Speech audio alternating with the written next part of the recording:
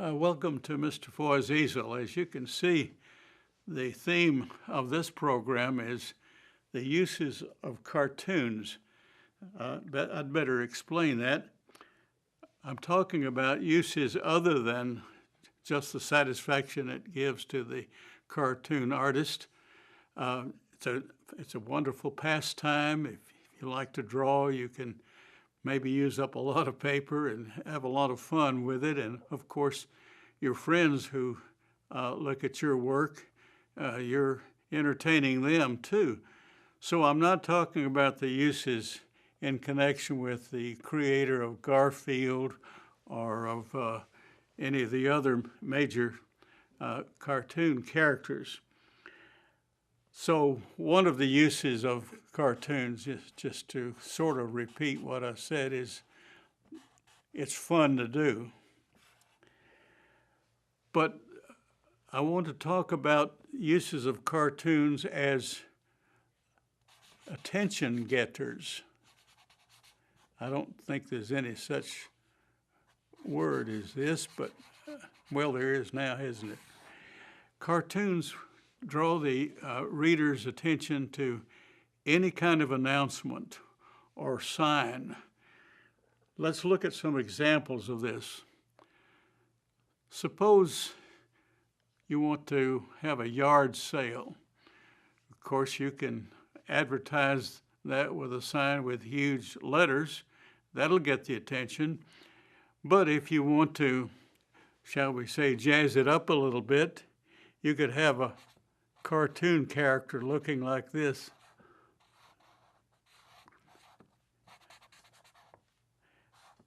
With his finger pointing to in the direction of where the yard sale is going to take place. The word yard sale will be back here, and this little character here is saying, that away. So that's an attention getter. The words, of course, on the sign will grab the attention, but in the opinion of most people, you can grab attention even more effectively with some visual, like this kid pointing his finger. Of course, attention getters or advertisements, you see them in a lot of places, and oftentimes cartoons are used. Take, for example, in a store window or a restaurant. Let's say there's a restaurant, and on the window or maybe outside someplace, you might see something like barbecue. And maybe next to it you'll have a character like this.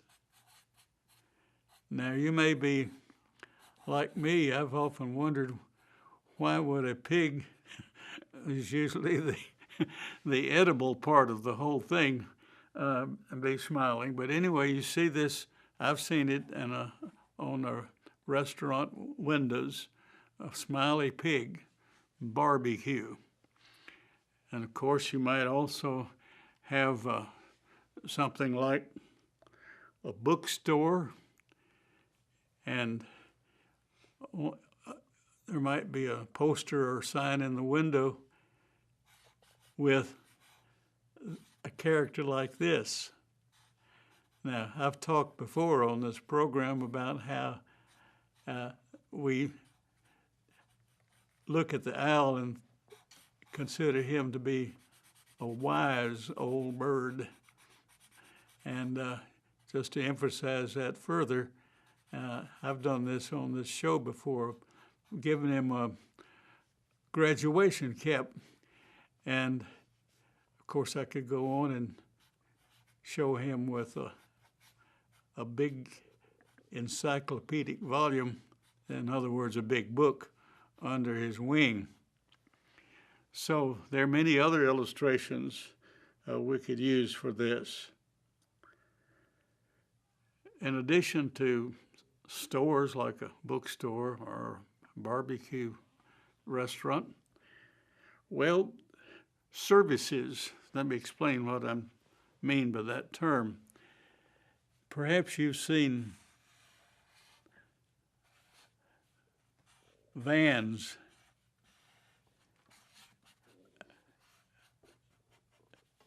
of some particular service, like let's say a handyman, okay? On the side of the van, you might have a character like this, with overalls perhaps, and he might have a toolbox in his hand. Or similarly, just to give you another example of the same thing, you might have a courier service. Well, let me spell that word for you. Courier, and it refers to a service involving taking messages or packages.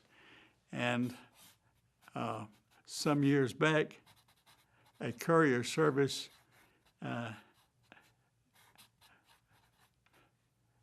had talked me into giving them a drawing of a rabbit. You know, rabbits noted for their speed. And so you might have a character like this on the side of a van. Well, let's take a short break and then we'll look at uses of cartoons further.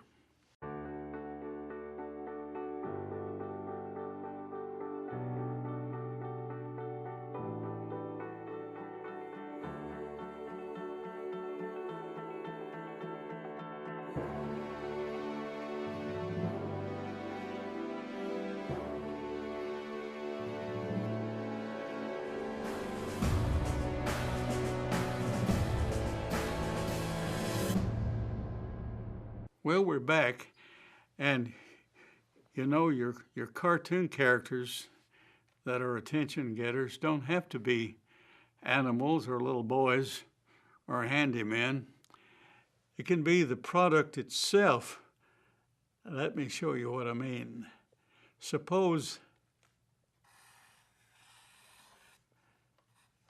there's a hot dog place, hot dog stand, or maybe just a company that sells hot dogs.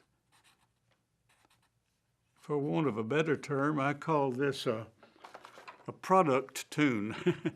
Let me give him a little color in there. So something like this helps to grab the attention. I mean, of course, you have to have words and statements and so forth. A product tune. Of course, that could be a lot of things. Now, years ago, I was president of a civic club. In fact, it was a Lions Club. And as president, I was the editor of the bulletin or the flyer that was sent out about the meeting and so on. And I gave this name to this little mail out that I had sent to the members, the Growler. And since it was a Lions Club, that was a pretty good name for the circular. And of course, lions can be pretty mean looking, but since this was a congenial group of people, I had a smiley lion, and I put this character, you know, at the top of all the information about the next meeting and projects and so forth. Now, as I've pointed out before,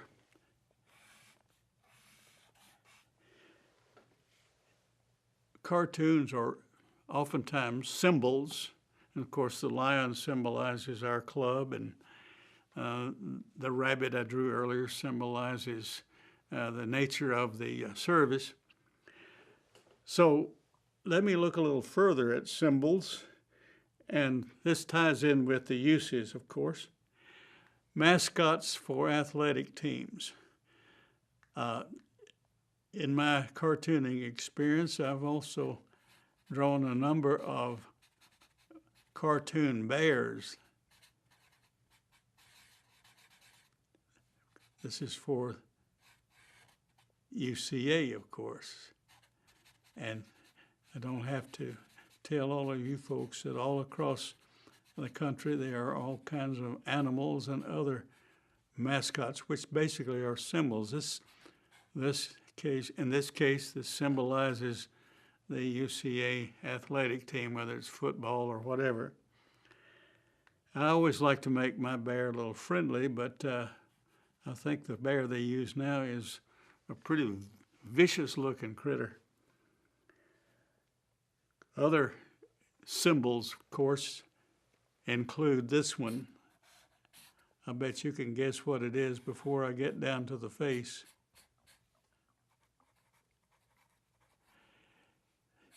Independence Day is just around the corner, and you're bound to see a lot of Uncle Sam pictures as advertisements.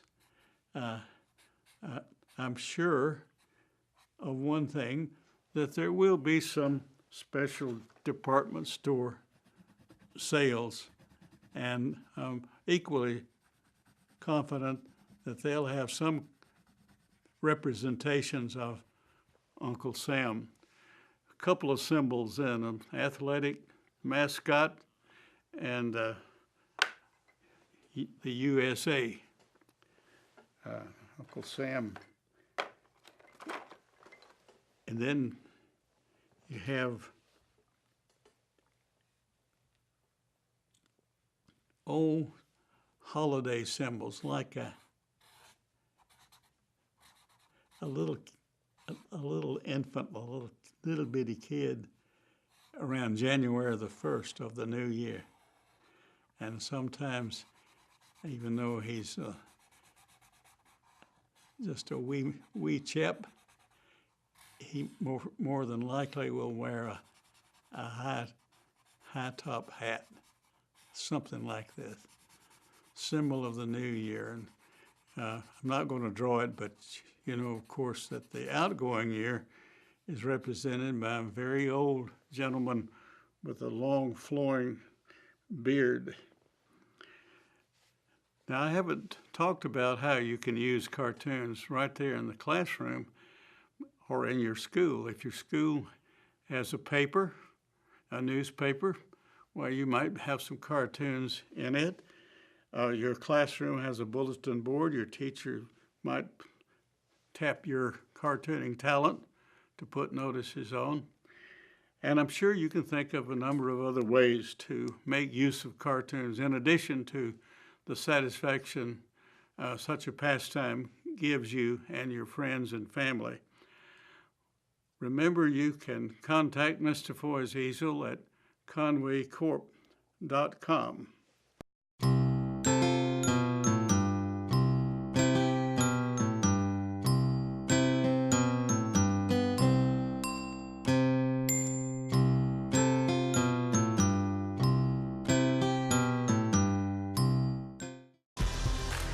Home security is now available through Conway Corp. It's an advanced solution backed by people you know and trust. Customize your system with motion detectors, sensors, light controls, and more, all managed from your wireless touchscreen or mobile phone. It's an easy way to protect the things that matter and the ones who matter most. It's safety for you, powered by Conway Corp.